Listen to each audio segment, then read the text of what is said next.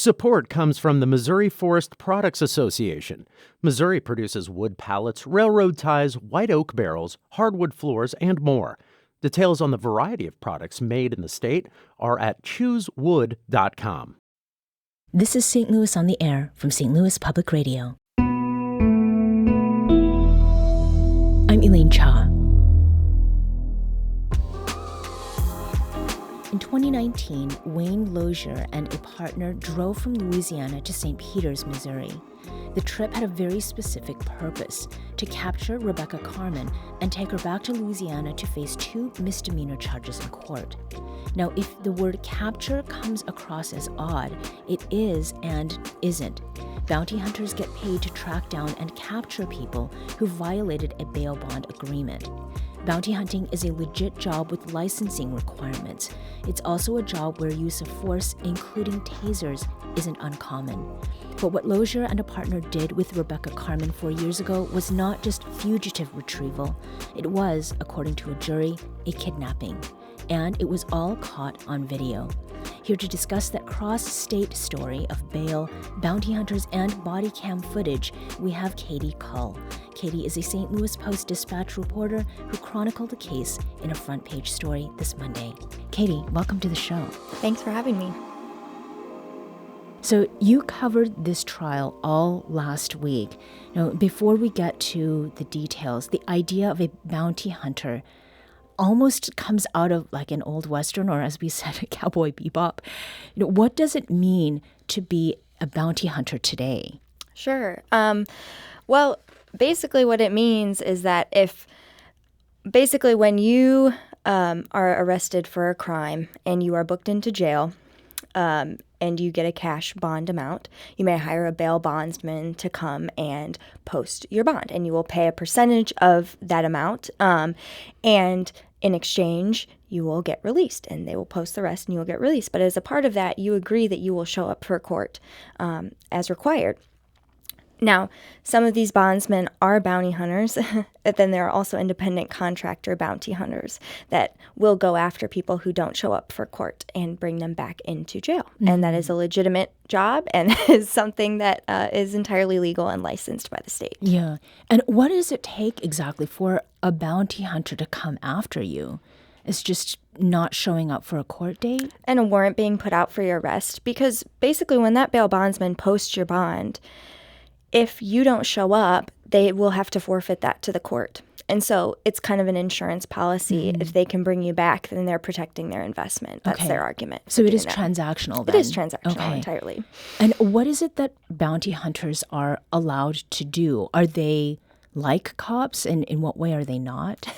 I mean, they're not like cops in that they're not licensed law enforcement officers. They are required, at least in Missouri, to undergo some kind of training.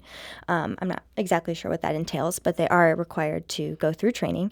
And they can essentially arrest you. They can handcuff you. They can shackle you. They can put you in the back of a car and take you to jail. And they will show up at the jail and say, hey, I have this fugitive, and then the jail will book you in. So in a lot of ways, they do operate, like police officers in that they can retrieve you and bring you to jail, but they are not licensed law enforcement. Now, your coverage of this case was front page fodder in the Post-Dispatch just this week. And you began that story by introducing us to Rebecca Carmen and what was going on in her life in 2019. Who is she? Sure. Well, she's a Louisiana resident, and she's a mother, and she, at the time, was married, and she was going through a lot at that time. She lost her job. She lost her house. She and her husband were in a abusive, dysfunctional relationship, and one night they got in a fight, and she got arrested. Mm-hmm. And she also had an alcohol addiction. So she was charged with 2 misdemeanors, and then she went to rehab. Okay. So she was going through a lot at the time. Right. So then she checked into alcohol rehab at a facility. And then after she got out is when she came here to Missouri. Correct. And she said that when she got out of rehab, her husband came to pick her up, and it was not a good situation. She was in fear of her life, so she called a friend that she had met in rehab who lived in St. Peter's, and they flew up here, where she lived. Mm-hmm. Now, Rebecca Carmen then at this time is facing misdemeanor charges in Louisiana in St. Tammany Parish, which is just north of New Orleans. And you wrote that one night she and her husband got in a fight, as you had said. He pushed her. She punches back. He calls the police. Then she gets charged. She was booked into jail, but she's waiting for a court date, right? Yes. So it's not that she has been judged a criminal at this point. Then days later, as you noted, her husband hires a bondsman, and he posted $5,000 to get Rebecca out. And that's really critical to the story, right? Yes. I mean, a bondsman then, in like very basic sort of layman's terms, what is a bondsman? Sure. The bondsman is the person who posts the bail. So that is the person that you pay who is legally allowed to pay the court, essentially. And I think her husband paid like $730 or something, a percentage of her total bond, which was $5,000. Mm-hmm. So he paid a percentage, put that money down, and then the bondsman posted the rest. And then what is it that we know about the agreement that was made to get that $5,000 to get her out? Sure. I mean, as far as we know, and the husband didn't testify, so we can't say for sure how that transaction worked, but he posted that money, and Rebecca did sign a document that said, I'm going to be released on bond, and this is the person who posted my bail. But she said up until the trial, she had no recollection of signing that document. And then beyond that, there were records presented in court that said that the bondsman had certain paperwork that she should have been able to sign. There was a line left on there that said, basically, if you jump bail, you are understanding that we can come and get you, right. and we will come and get you. And she never signed it. The forms were blank. Mm-hmm. So she said that she did not know even who the bondsman was that had let her out. Well, she did find out who the Bayou Boyz Fugitive Recovery was, and this is sort of the point that happens here in St. Louis. What does Bayou Boyz Fugitive Recovery do? And tell us about its owner, Wayne Lozier. Sure. Wayne Lozier had been a bounty hunter for about 6 years, I think. And basically, it wasn't only bondsmen that he was hired by, insurance companies, things like that. Also hired him to recover fugitives, items, different things. But basically what happens is that if there is a warrant out for somebody, the bondsman will say, hey, there's a bounty on this person, essentially, and I'm hiring you to go get them. So he was hired. So while Rebecca was in rehab, I will say, a warrant was put out for her arrest because she missed a court date. And so there was a warrant out for her arrest. And at that point, the bondsman company, I think it was A Affordable Bail Bonds, hired Mr. Lozier to come and to find her, basically. Yeah. We're talking today about a case of bounty hunters and bail bondsmen. It involves a woman who's living in St. Peter's in 2019 when bounty hunters dragged her out of her home, or where she was staying, to take her back to Louisiana to face misdemeanor charges. But that case has gone through several twists since then, and we're following these twists with Katie Kull, who is a St. Post-Dispatch writer, a reporter, who chronicled the case for a front page story this Monday. So let's talk about May 9th, 2019. Before this point, Rebecca was in rehab in Florida, yet another state. She thought she would get a new court date while she was getting treatment. The staff apparently did not actually put in a request for that new court date, and she did not know that at that time, so she flies here to St. Louis with a friend. What happens next? Sure. She says that she contacted the court, to be fair, and did find out that there was a warrant. And she says that they told her, okay, when you come back into town, get it resolved, come to court, we'll give you a new date, it'll be resolved. But meanwhile, the bondsman who paid for her bail has hired Wayne Lozier to come and get her. And one night she gets a phone call from somebody who says, I'm from the St. Tammany Parish sheriff's office, and I would like to send you some certified mail regarding your new court date. And she says, can you please send it to a P.O. box? Nobody knows this address. At this time, she was worried for her safety. Right. Because of her relationship at the time. And she said, nobody knows where I am. Can you please send it to a P.O. box? And they said, no, I need your real address. So she gives them the address. And 4 days later, there's a knock at the door. Yeah. Oh, gosh. Okay, so there's this knock. And at a certain point, she realizes that the person behind the knock, behind the door, that it is not, one, there are two people. They're not police officers. They're not cops. So what does she do at that point? Sure. Well, they take her from the house and they put her in handcuffs and then later shackles. And she gets a call and realizes these people are not police officers. And so she decides to say, I'm sick. I have to use the restroom. Can we please stop? So they stop at a truck stop in Sullivan, Missouri, about 70 miles southwest of St. Louis. So there is something that happens at that truck stop, and it was filmed by bystanders who called 911. And what happened next was caught on body camera footage, and that was footage that was being recorded by the bounty hunters themselves. And the video includes a moment when a uniformed police officer from Sullivan, Missouri, approaches Wayne Lozier. And let's listen to that moment. And before we do, I should say some may find this audio disturbing. The first voice you'll hear is that of Wayne Lozier, explaining to the officer that he has a warrant and paperwork to capture Rebecca Carmen. Rebecca's on the ground in front of him, chained and barefoot. You'll also hear Rebecca herself begging for an explanation and to be released. And there's also a second bounty hunter, Jody Sullivan, who shouts at Rebecca. I got the warrant and the paperwork if you need it, Sarge. My friend said that she didn't let them in. It's on body camera. They're taking me. Stay. Taking me. You're going to jail in Louisiana. I don't care what you say. You guys have credentials. Yeah. Stop. I'm not going to say it again. Here you go. I don't trust her. Right here. Stop. I'll get her warrant. No. No, you're not. You didn't want to sit up a while ago. Wait. Why are you hitting me? Get off of me.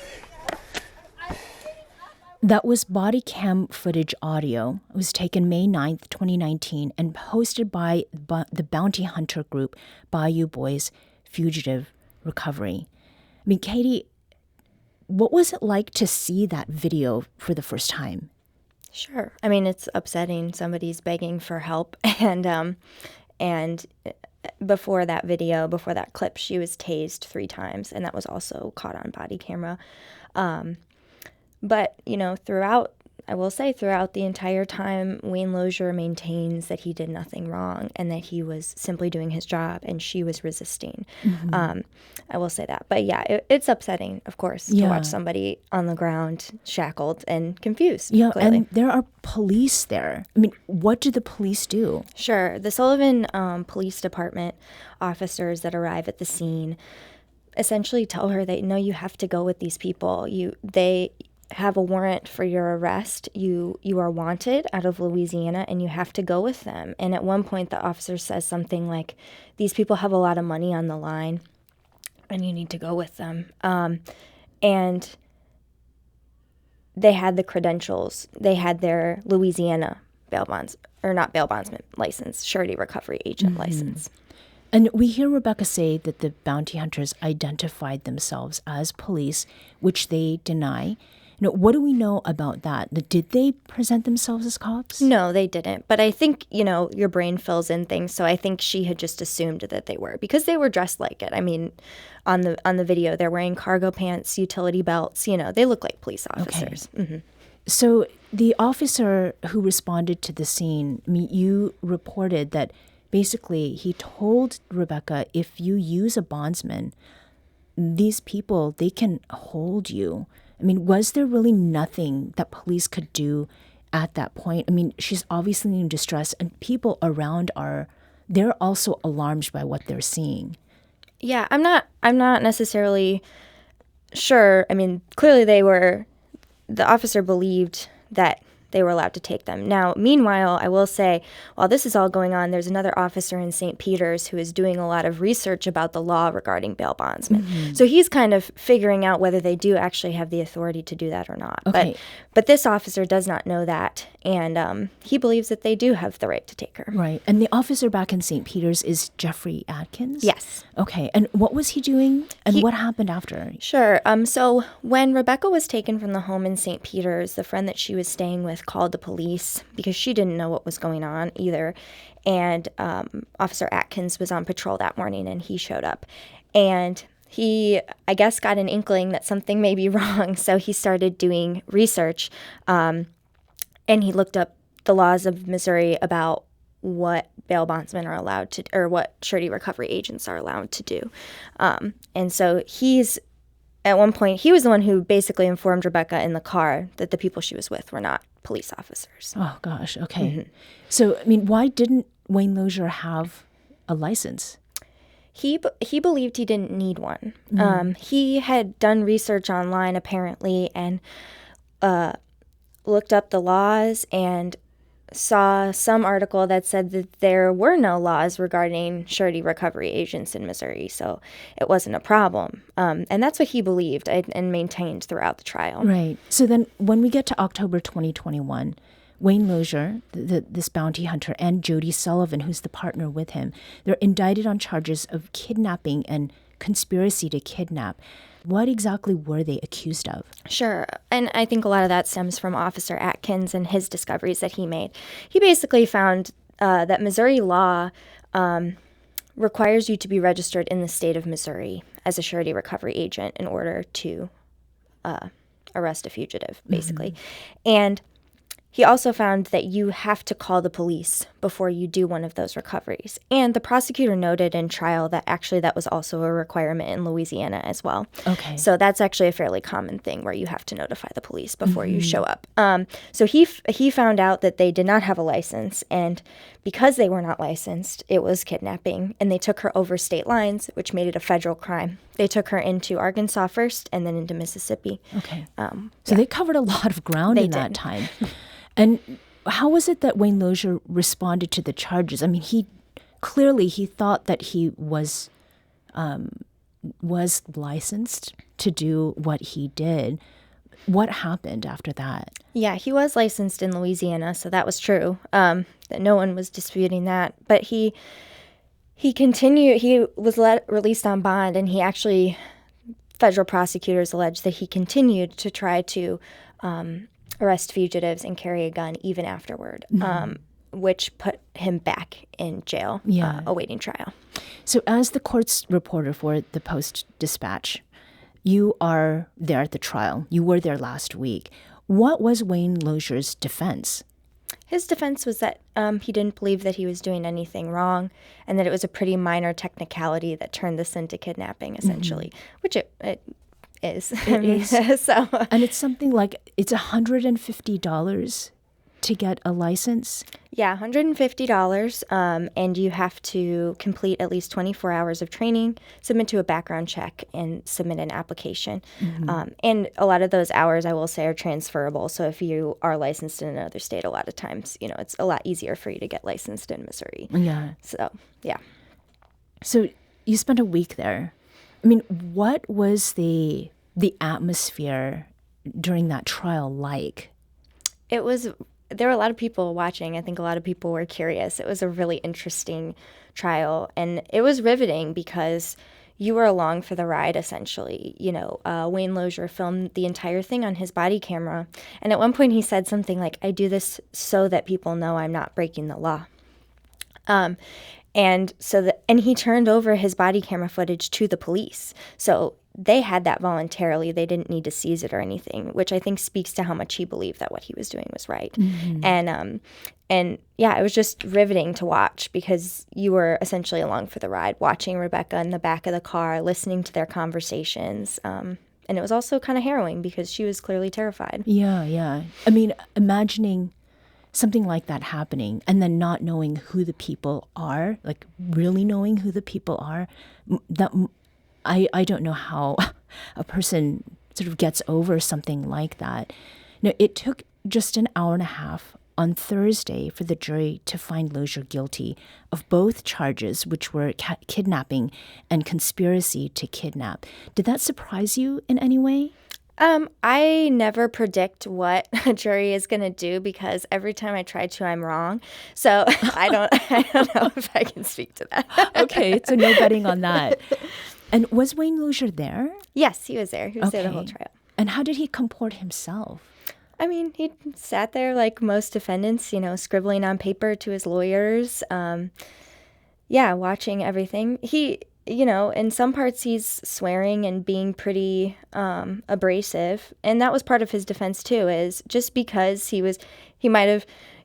may not have come off like the nicest person doesn't necessarily mean that he should be convicted. Mm-hmm. And that was also part of his defense as well. Yeah. And did he testify? No, he did not. Okay. So what sort of punishment will he now face? Well, kidnapping, I believe it carries up to life in prison, but I'm not sure that they will seek that. I'm not quite sure what federal prosecutors are going to ask for or what the defense will ask for. So, but his co-defendant, Jody Sullivan, also pleaded guilty previously. Mm-hmm. And she did that before. And was that to protect herself in some way, or? Part of the agreement was that she agreed to testify, but they never called her. Okay. So, just to get this straight. So, bounty hunters can barge into a person's home, drag them away in shackles, stop them from asking for help, use a taser on them, and that's okay as long as the paperwork is all up to speed and what it needs to be. I don't think they can ever barge into somebody's house.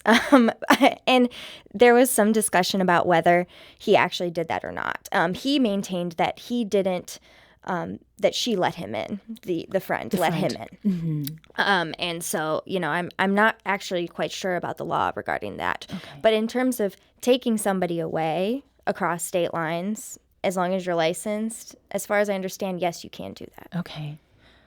What happened to Rebecca Carmen? Where is she now? Yeah, she's back in Louisiana. She's raising her children. Mm-hmm. She's a mom. And she just said, I spoke to her on Friday, and she said she was just really relieved because, she felt like as a person who, she pleaded guilty to the 2 misdemeanors for which she was accused. And she said that it would be easy for her to not be believed because maybe of some of the things that she had done, but she was really grateful that folks had listened to her story. Mm-hmm. And she'd mentioned also that she was thinking about other people, right? Yeah. She also, that was a poignant quote. She said something to the effect of, I'm sure I'm not the only one who has gone through this. Mm-hmm.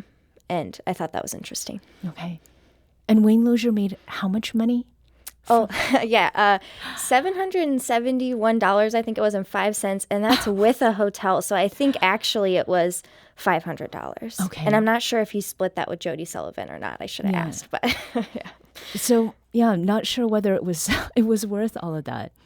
So just this morning, Katie, your St. Louis Post-Dispatch colleague, Tony Messenger, wrote a column. And it points out something that we discussed on this show. I said it a little bit earlier, and it was in the context of talking about Illinois' abolishing cash bail. So people are released on bail to await their day in court. So they're innocent until proven guilty. They're not criminals.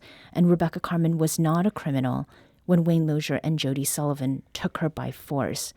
And then Wayne Lozier at that point was not a criminal either when he was indicted on charges of kidnapping and conspiracy in October 2021, though he did get out on bail and then violated that, right, when he was arrested the next year.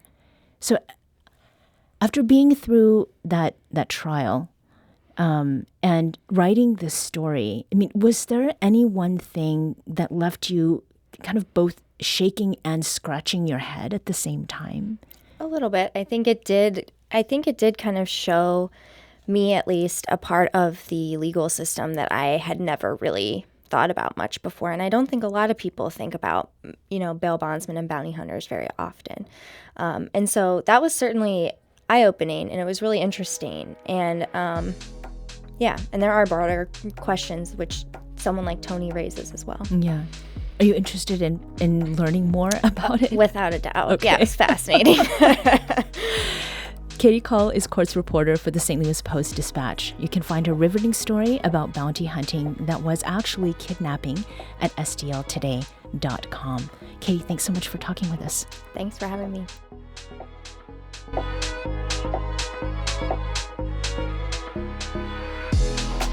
This episode was produced by Danny Wissentowski. Audio engineering by our executive producer, Alex Hoyer. Podcast design by Aaron Dorr. St. Louis on the Air is a production of St. Louis Public Radio. Understanding starts here. St. Louis on the Air proudly supports local artists by using music from Life Creative Group.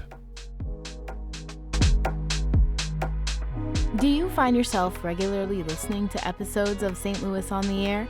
Suggest us to a friend you think might enjoy our conversations, and leave us a review and rating on Apple Podcasts on the App Store. It's the simplest way to help people discover our show. Thank you. St. Louis Public Radio is a member-supported service of the University of Missouri St. Louis.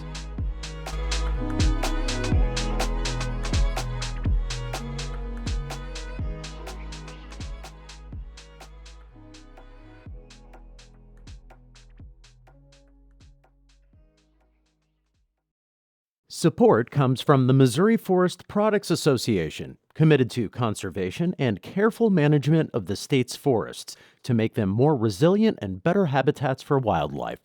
ChooseWood.com.